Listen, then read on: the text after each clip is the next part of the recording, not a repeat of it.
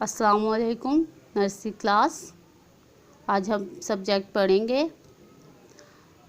The world around us B.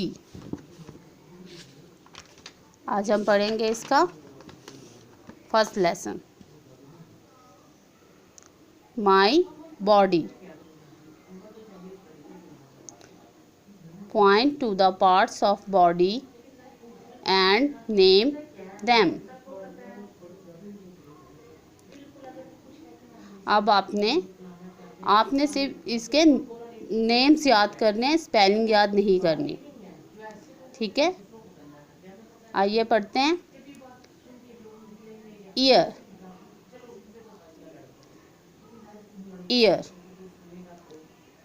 Year mean क्या होता है? कान। लिप्स, लिप्स मीन क्या होता है? होंठ। नेक,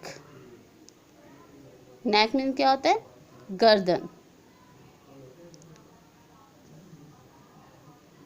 read again. Ear, ear mean कान। लिप्स, लिप्स में होंठ।